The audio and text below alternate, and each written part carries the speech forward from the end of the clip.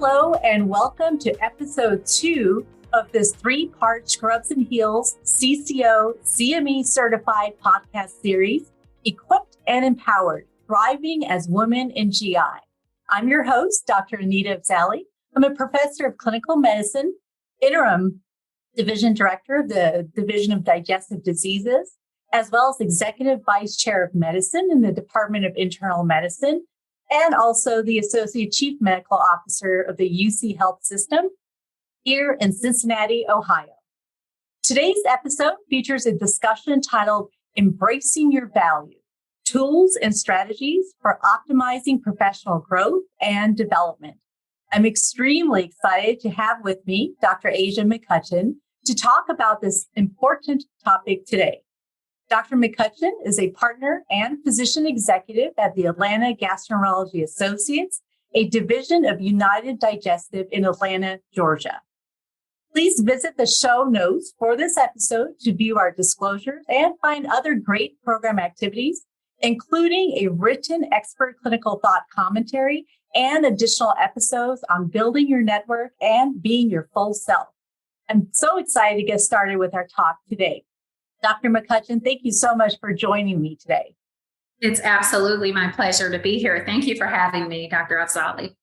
So I'm going to dig right in and ask for your input. And let's start with, so when we're talking about strategizing and optimizing our professional self and our advancement of self, we oftentimes talk about understanding and recognizing what your market value is.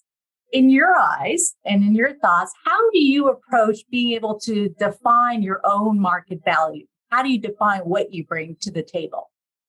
I think that's a fantastic question. And so I always like to approach these very complex questions in a more pragmatic manner if we can.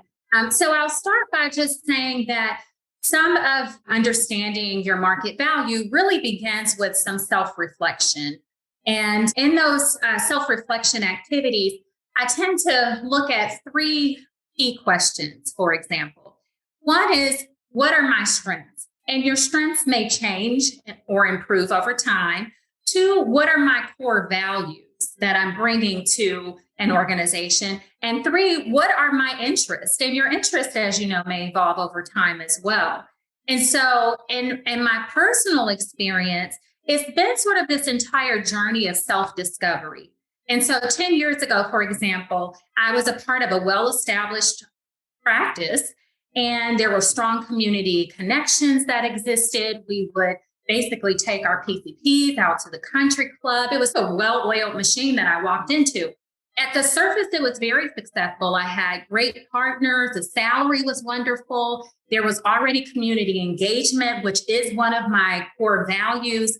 But internally, this void started to emerge. And I remember specifically like driving home and feeling like this emotional distress, like what is missing here? And eventually that led to me driving home with tears in my eyes. And I didn't really identify initially what the problem was, but there was some internal misalignment. And that misalignment was me feeling like my personal strengths, values, and what I wanted were actually not in harmony. And so that's where the beginning of understanding what your place is, not only in the marketplace, but in this world in general, what that actually looks like. I really like the way you've defined it as the 3 separate components. Again, self-reflection, understanding your core values, and then your interests. And as you described, we've all had that moment. You're driving, you have that moment, you close the door, and you're not feeling satisfied or fulfilled or challenged, valued, what have you.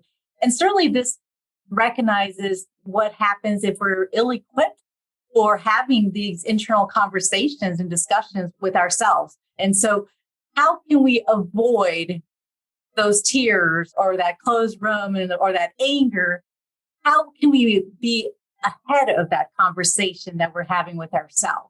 Yeah, so I think that's where the whole doing some internal work comes into play. That's where self-discovery is so important.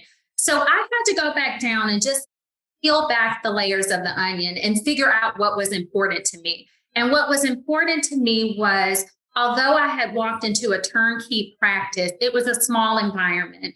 And I wanted to make a national impact, and I knew that. And I had also learned from my interactions with my patients that there weren't a lot of African-American women in the field. So that was actually quite a discovery for me as well, because when I walked into GI, I didn't think, okay, I'm going to be a Black woman in GI, right? I love the field. And I recognized once I got in it that there needed to be more representation. And I've always operated from like a lens of equity and making sure that my communities were taken care of. And so I said, I think what I would like to do, because I was very good at reaching my patients and humans on an emotional, real humanistic connection. I wanted to be able to make an impact in terms of educating them. I knew linguistically how to modify my language so that people could understand their disease state, what that meant. I could explain it to the family, the caregivers. I could take it up or down a notch depending on how they presented themselves. And I wanted to be able to share that. I wanted to be able to share my voice and use my ability to influence in that way. And for me personally, I then reached out to a larger platform, which was Atlanta Gastroenterology.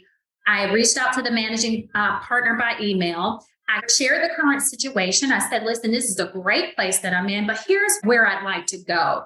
And I think that you have the setup, the infrastructure that would allow me to have a broader reach and to maximize that influence. So there's a lot of work that goes into that, obviously, right? It's not like we're going to do a knee-jerk reaction, walk out of the door because this isn't working. There is a process, and it's a self-discovery process. And I'll start with saying national impact. Indeed, you've already accomplished that. And it's so beautiful to see the impact you have brought, not just within the region, but on a national front, whether it's with equity, with appropriate representation and advocacy for our patients. So I applaud you for that. Thank you, Anita. And it is such an honor to be able to serve in that capacity. Absolutely. Self-discovery is hard, right? We have to really challenge ourselves, make sure we are in alignment with our core values, navigate and learn and have the strength to pick up that phone, send that email, and put ourselves in a vulnerable position. So how would you suggest that, I know you emailed the head of Atlanta Gastro, but how would you recommend, what did that email look and sound like before that phone call? How vulnerable were you, or how authentic were you?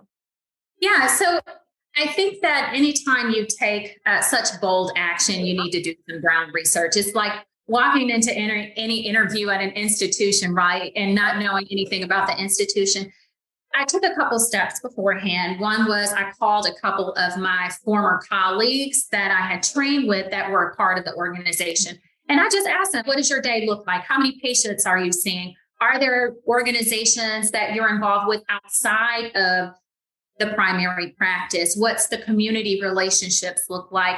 How supportive is the practice when you want to pursue whatever additional avenues you're interested in? Are there committees that you can get involved in so that you can start to basically improve your skill sets? And so once I did that sort of ground level work, then I sent an email over to, identify the practice manager and also the assistant for the practice manager. So my initial email actually went to the assistant, and I said, listen, I'm a gastroenterologist in a small town now. I'm seeing quite a few patients per day.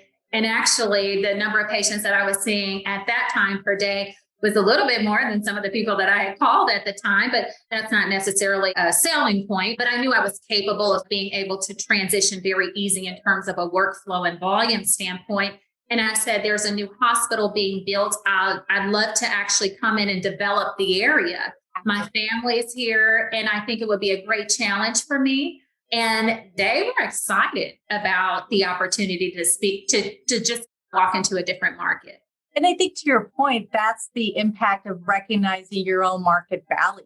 When you could say, I bring X, Y, and Z to the table, it helps them understand your contribution, right? And this is so important for all of us to recognize, what do we bring at that table? And now is also now an opportunity for us to be able to self-advocate, as you mentioned. And I think oftentimes we talk about mentorship and sponsorship. Did you have someone at that organization and group that you were able to serve or lean on for that sponsorship or mentorship? Or was this your own groundwork investigation alone? I don't know. I would like to take all that credit, but I can't. Okay. No, I think there's such power. There's such power in relationships, and these relationships are sometimes old, sometimes new. And so there was actually a woman at the practice that I had shadowed when I was a resident at Emory, and she was a part of that practice. And so she was the first person that I reached out to try to understand some of the inner workings of that particular organization. Perfect. And yeah, that's so important to highlight, right? We don't have to take this journey alone. We don't have to deal with each struggle, each challenge, each barrier alone. And being able to tap into that network is so important. And so even by definition, if they're not necessarily a mentor of years or a sponsor of however X amount of time, being able to tap into your network, I think that's so crucial and really emphasizes the importance of relationships. I think far too often in my role and in your role as well, most of what we do is relationships, is relationship management, relationship building, and recognizing that we are beyond that transactional, you give me and I give you. We are really trying to help each other grow and build stronger as a unit, as an organization. So that is wonderful. But certainly there's some challenges, right? In the sense of at the end of the day, we need to have that self-allyship as well. Speaking of self-allyship and recognizing that there are different phases to it, our own personal awareness and comfort with it, how would you approach, or how have you throughout your career trajectory approached self-allyship? Self-allyship. When I think of self-allyship, I think of kind of two woven threads. One is self-improvement. So there's always room for self-improvement. And the other aspect there, the other thread to be woven is self-preservation. And there's this concept of effective allyship, which drives action for positive change. And you have to get into this mindset where you're okay with setting clear boundaries for yourself. And then secondly, valuing yourself enough to be able to articulate that with whatever stakeholders, peers, or environments that you're in. That's what kind of self-allyship means to me. It means that not only am I improving myself in terms of it overcoming imposter syndrome, for example, because that's a really big deal. And that's something that actually gets in our way, and learning the steps to overcome imposter syndrome. But I'm also preserving myself so that when I walk into a certain space or environment, I am able to, as we stated at our Scrubs and Heels conference, we can put on our oxygen mask first, and then we can help others. And that needs to be something that's sustainable. That's wonderfully said. And once again, I appreciate the self-improvement and then the self-preservation, recognizing really it's a balance. It goes hand in hand, and you shouldn't have to sacrifice one for the other. And in fact, one feeds from and off of the other as well. But naturally, I think with time, just in your situation and mine, I've changed organizations as well. But we've also changed interests. I didn't think coming into medicine that I would want to lead a large healthcare system. And likewise for yourself in your positions of leadership. How do you learn how to naturally pivot and be okay with the unknown, recognizing perhaps, Aja, sometimes that unknown is really scary? Yeah, that's a great question as well, Anita, because I don't think it's always as clear cut. In other words, I don't think there's always like this sentinel event. It may be a continuum, right? It may be a continuum where you're excited about a new role. There's lots of challenges to overcome. There are some perhaps KPIs or key performance indices that you're trying to reach. And then you also want to get the buy-in and respect in that particular role from your colleagues or whatever other stakeholders there are. But I think there are some clear signals that it's time to pivot in one's life as well. And for me, for example, signs to pivot are when there's a loss of challenge. If the position is no longer driving me, if I'm thinking about doing a lot of other things and the level of engagement starts to diminish, not because I have a personal sort of issue going on, but if this is something that is pervasive, because we need to work off of logic and not emotion. And we know emotions are just feedback, they're information. So I always try to take a step back and say, is this a persistent theme now every time I'm in this particular room or on this particular meeting for this role? Am I constantly wanting to like multitask and get my notes done? Am I no longer interested in creating an agenda in advance? I think that those are kind of clues. I think another clue is if you're daydreaming during a talk and they have to tap you, oh, I'm sorry, I couldn't unmute. Right. Can you repeat the question? Yeah. That's an interesting thought. That's an interesting topic. Yeah. And maybe even starting to fantasize about other roles. It's not bad to realize that your time has come to an end. And I think succession planning is very important. I think realizing when a new sort of set of ingredients needs to come in, or a new set of people, ideas. And I think that is something that needs to happen in organizations. And it's a healthy aspect of growth. I think that's so important for all of us to recognize that it's a part of growth. Sometimes we either see it as, is it me? Did I lose interest? Was I not self-aware in advance of what I was or wasn't interested in? But I think our careers, just as personal development, this is professional development, and we change over time. We grow over time. Interests change naturally with our own values, with our vision of what we see as that future. So I think it all interlocks. And this, as you're well aware, has been studied in a sense of, especially for professionals, after a certain time point and with a certain salary, rarely do we ever pivot because of the financials, because of salary alone, right? It's oftentimes, do we feel valued? Do we feel respected? Do we feel challenged? Is there opportunities for growth, for leadership, for advancement? So you very eloquently have reminded us, one, give ourselves some grace. Two, it's okay for the unknown. And three, that's the exciting part, perhaps, that exploration of the unknown brings us back to no longer daydreaming, but making it is, right? Asking what could be and making it this is. And in fact, that's what has interested me with my trajectory as well, in the sense of recognizing that things change, time changes, my interest changes, and I like to build and see the operations behind that. And when those opportunities open up, just naturally, it's okay to pivot a little bit or to seek those opportunities. So having said that, you've gotten to the table, you understand your market value, you've had that self-improvement and self-preservation of the self-allyship you mentioned to us. Now it comes to negotiations. And I personally love negotiations. Certainly, this is aside from the dollar amount, salary, financials. I think that hand in hand comes with our skill set, our expertise, and falls under the market value of what we bring to that table. But in your practice and organization has its own other additional considerations, as does mine and my healthcare system.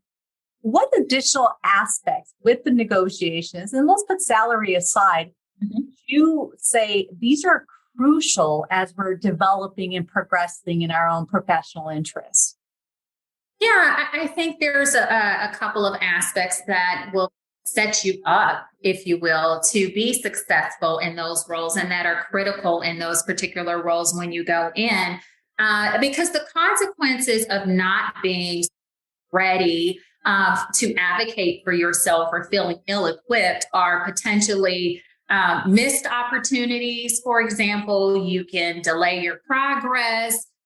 You certainly don't want to be perceived as being incapable of performing a certain role. And there's increased risk of burnout. You want to make sure that going into any of these roles, that there is room for improvement and growth, right? two of the key human strengths that I think drive great leaders, and we've all experienced this, are curiosity and humility. It is known that curiosity and humility, if you experience humility, then you're going to have more empathy, and you'll often be a better leader. And the curiosity goes along with that as well, because then you're going to challenge status quos. And that is how organizations learn and grow from the talent that they have within. And growth often stems from challenges and setbacks. When I'm assessing whether a particular role is right for me, I still go back to those core values. Am I operating within my strength? And if I'm not operating within my strength, is there some mechanism for feedback whereby I would be able to improve the particular weakness that may be a part of the role? Because we don't walk in omnipotent and knowing everything. But it's important for us to now not only have mentorship, but also feedback. And when I say mentorship, I'm very careful with that too, because it doesn't necessarily have to be, for example, from other board members. Other board members are busy. But are there organizations, for example, that you're involved in that help? Scrubs and Heels is one that I'm involved in. There's another women business leaders organization. You can pick up the phone and talk to an executive of a completely unrelated organization. And if there's some aspect of your job performance that you want to work on, hey, I'm having trouble just understanding this financial sheet. Why do they show a balance sheet here and a cash flow sheet there?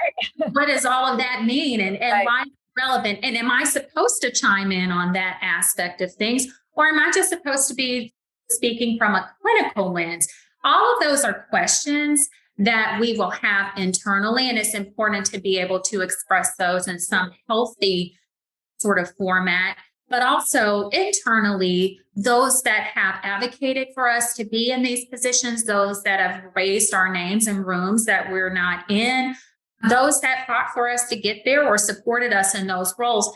I like to get feedback and make sure there's a mechanism for feedback there as well, because there's nothing more isolating than not knowing if you're doing a good job and nobody telling you. Nobody tells you. Yeah. No, that's so frustrating. I think that far too commonly, as we know that this happens, women wait until they're overqualified for these jobs and these opportunities in advance, preparing ourselves for recognizing we may or may not have all the skills and being able to be at the 100.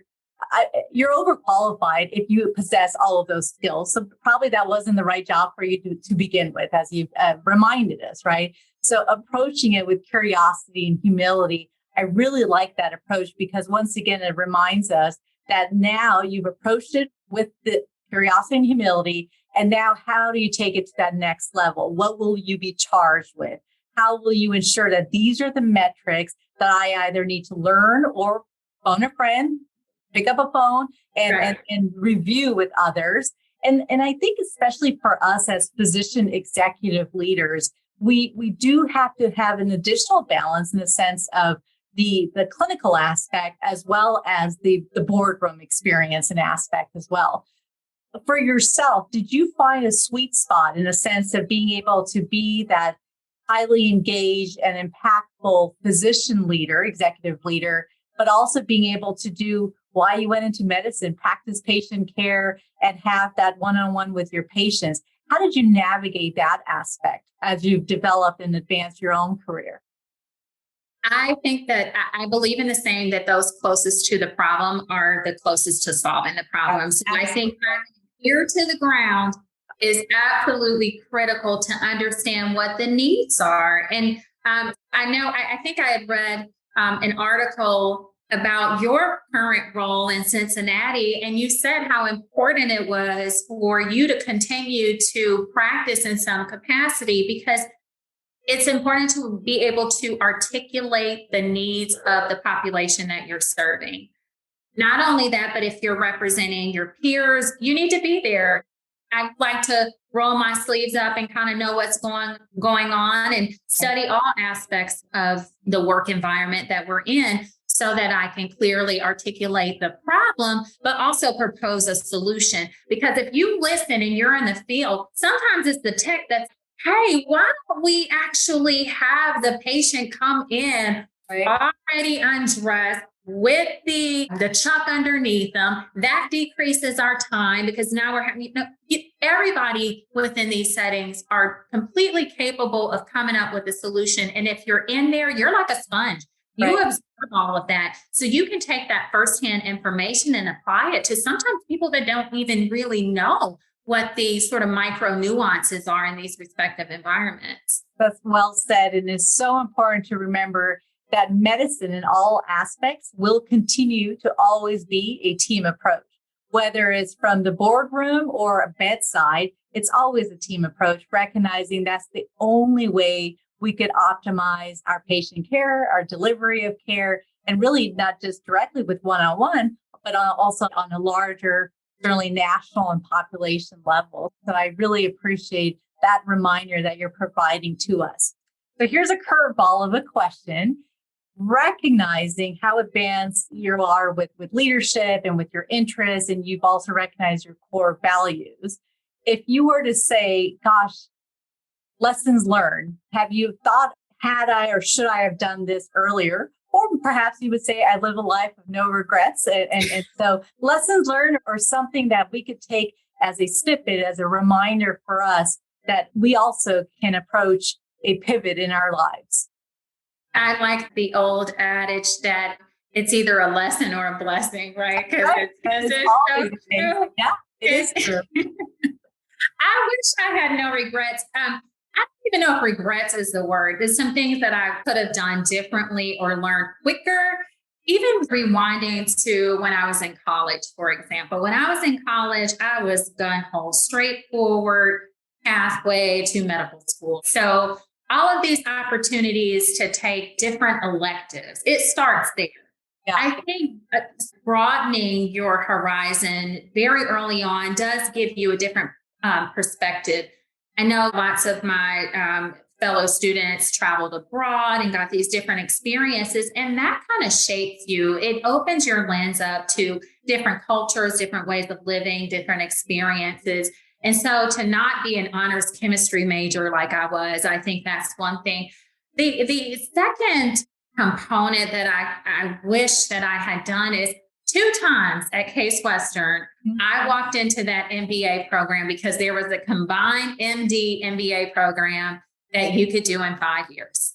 And so it would have added just a little bit of time to my journey.